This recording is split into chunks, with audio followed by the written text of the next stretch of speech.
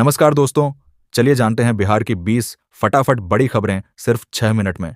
लेकिन उससे पहले आप ये वीडियो किस जगह से देख रहे हैं हमें कमेंट करके ज़रूर बताएं। अगर आप बिहार से हैं तो अपना ज़िला भी लिखें और बिहार से बाहर से देख रहे हैं तो अपने शहर और राज्य का नाम ज़रूर साझा करें। इससे हमें यह जानने में मदद मिलती है कि हमारी खबरें किन किन जगहों तक पहुंच रही हैं। केंद्रीय गृह मंत्री अमित शाह का 3 दिवसीय बिहार दौरा शुक्रवार को समाप्त हो गया। सीमांचल क्षेत्र के पूर्णिया में हाई लेवल बैठक करने के बाद शाह दोपहर बाद दिल्ली के लिए रवाना हो गए। दौरे के दौरान उन्होंने पार्टी नेताओं और प्रशासनिक अधिकारियों के साथ संगठनात्मक और सुरक्षा मुद्दों पर चर्चा की। सीमावर्ती इलाकों की स्थिति, कानून व्यवस्था और आगामी राजनीतिक रणनीति को लेकर भी मंथन हुआ। शाह के इस दौरे को आगामी चुनावी तैयारियों और सीमांचल क्षेत्र में संगठन को मजबूत करने की रणनीति से जोड़कर देखा जा रहा है। बिहार के नेता प्रतिपक्ष तेजस्वी यादव ने दिल्ली के पूर्व मुख्यमंत्री अरविंद केजरीवाल के कथित शराब घोटाले में बरी होने के बाद हर्जाने की मांग की है। उन्होंने कहा कि राजनीतिक नुकसान की भरपाई के लिए दिल्ली में दोबारा विधानसभा चुनाव कराए जाने चाहिए। किशनगंज में केंद्रीय गृह मंत्री अमित शाह ने पूर्वी भारत की सुरक्षा व्यवस्था को लेकर उच्च स्तरीय बैठक की। इस दौरान बिहार और पश्चिम बंगाल के करीब 10 प्रमुख नेता मौजूद रहे।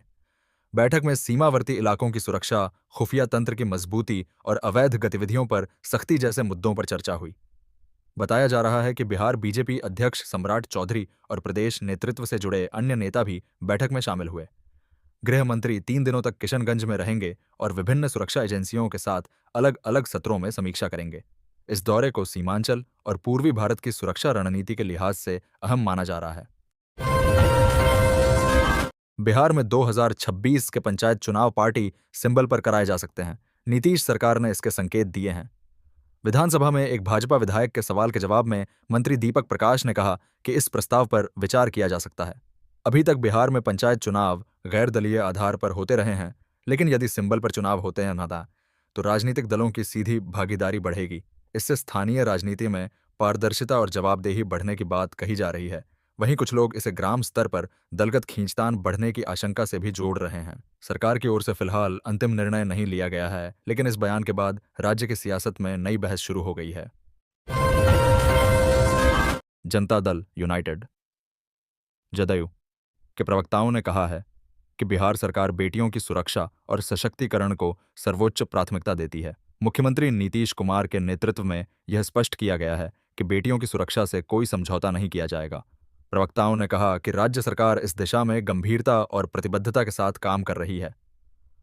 महिलाओं की सुरक्षा के लिए कानून व्यवस्था को मजबूत किया गया है, पुलिस की गश्त बढ़ाई गई है और जागरूकता अभियान भी चलाए जा रहे हैं।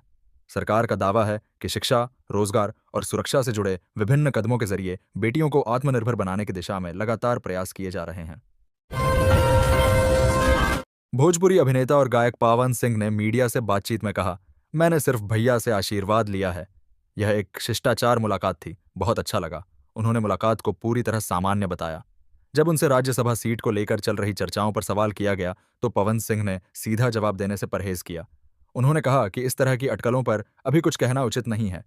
उनके इस बयान के बाद राजनीतिक गलियारों में कयास और तेज हो गए हैं कि क्या आने वाले समय में वे सक्रिय राजनीति में नई भूमिका निभा सकते हैं।